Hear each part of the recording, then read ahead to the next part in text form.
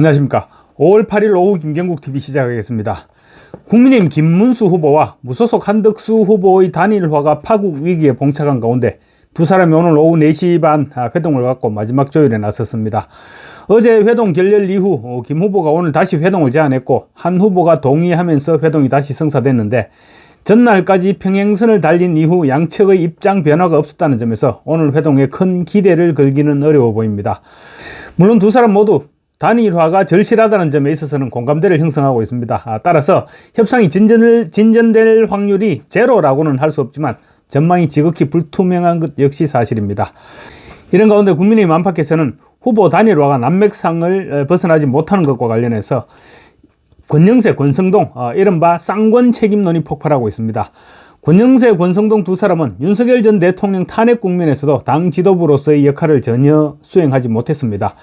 당 지도부가 윤 전 대통령과 얽히면 당에 도움이 되지 않는다는 핑계로 거리두기를 계속해왔던 것이 권영세, 권성동 두 사람입니다. 그래서 윤 전 대통령과 거리두기를 해서 도대체 남은 것이 무엇인지 묻지 않을 수 없습니다. 자기들이 배출한 대통령조차 똘똘 뭉쳐서 지켜내지 못했고 또 어정쩡한 자세를 보이니까 결국 결과가 이 모양 이 꼴이 된 것입니다. 권영세 비대위원장과 권성동 원내대표가 어떤 행동을 하건 어떤 태도를 보이건 어차피 민주당은 국민의힘을 내란 정당으로 밀어붙였을 것이고 또 민주당이 뭐라고 비난을 하건 간에 그렇게 보는 사람들만 그렇게 보는 것입니다. 탄핵 국면을 거치면서 쌍권 지도부의 실력은 이미 드러났고 핵심 지지층은 권영세, 권성동 두 사람을 지도부로 인정하지 않은 지 오래됐습니다. 그런 권영세, 권성동은 대선 국면에 접어들면서 더욱 분명한 한계를 드러내왔습니다. 저렇게 흠집투성이인 이재명과 민주당에 대해서 제대로 공격다운 공격조차 하지 못하고 끌려다니더니 급기야 대선 후보 선출을 앞두고 대형 사고를 쳐버렸습니다. 당내에서 대선 후보 경선이 한창 진행되고 있는 와중에도 당 바깥에 있는 한덕수 후보에게 눈독을 들여왔다는 것은 누구나 다 아는 사실입니다. 물론 외연 확정이 필요합니다. 그리고 또 한 후보가 지지율이 높게 나오니까 당으로 끌어들이는 작업은 당연히 해야 할 일입니다. 거기까지는 100% 이해를 합니다. 대선 승리를 위해서 절대적으로 필요하다면 추대라고 못할 이유도 없겠죠. 그렇지만 당내에서 이제 후보 경선이 결정됐고 경선 이후 당에서 선출한 후보와 단일화를 하기로 했으면 당무에 집중했어야 했습니다. 국민의힘은 이번 당내 경선을 실시하면서 최초 예비 후보자 11명에서 8명으로 압축하는 컷오프를 제외하고도 3번의 경선을 더 실시했습니다. 8명에서 4명으로, 4명에서 다시 2명으로, 그리고 2명으로 압축해서 치열한 결승투표를 통해서 김문수를 후보자로 선출했습니다. 그랬다면 마땅히 당내 후보로 인정하고 그러고 난 이후 한덕수 후보와의 신속한 단일화를 추진했어야 했습니다. 그런데 지금 드러나고 있는 지금까지의 과정을 보면 권영세와 권성동은 이중 플레이를 했습니다. 당내 후보 경선보다는 한덕수 후보를 데리고 오는데 더 공을 들인 흔적이 역력합니다. 마치 한덕수 후보에게 기다렸다가 우리 당 후보가 확정되면 다시 단일화 여론조사를 통해서 최종 단일화 후보로 만들어줄 테니 그렇게 알고 있어라 라고 약속이라도 한 듯한 그런 의혹까지 들게 하는 모습들이 드러나고 있는 것입니다. 그러니 당 후보 선출 직후부터 삐그덕 소리가 나기 시작했던 것입니다.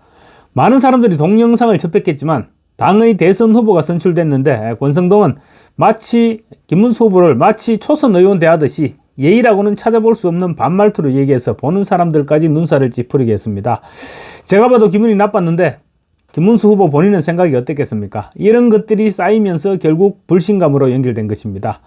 과정이 어찌됐건 간에 이번 사달은 당 지도부의 책임입니다. 김문수 후보가 약속을 지키지 않았다고 비난하고 있지만 물론 김문수 후보도 자기 입으로 했던 약속을 지켜야 한다는 점은 분명하지만 어쨌거나 약속을 지키지 않을 빌미를 준 것이 권영세와 권성동입니다. 김문수 후보 입장에서는 당 지도부가 애초부터 당내 후보를 들러리로 세우려고 작정을 했다. 이런 생각을 하게 된 것인데 그렇다면 두 사람에 대한 신뢰감이 생길 수가 없는 것입니다. 후보로 선출됐는데 알고 보니 들러리였다. 이런 느낌이 들었다면 어떤 후보가 흔쾌하게 단일화에 나설 수 있었겠습니까?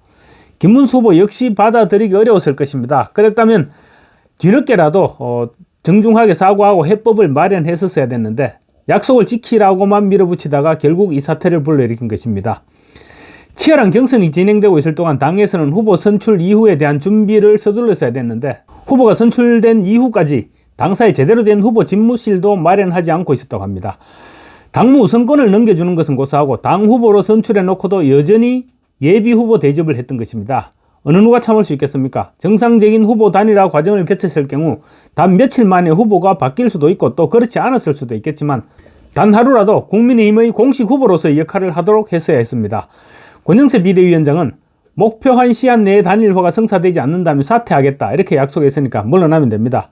후보 등록이 임박한 현재까지 단 한 발짝도 나아가지 못하고 있으니까 기다리지 말고 지금이라도 물러나서 분위기를 쇄신시킬 필요가 있습니다.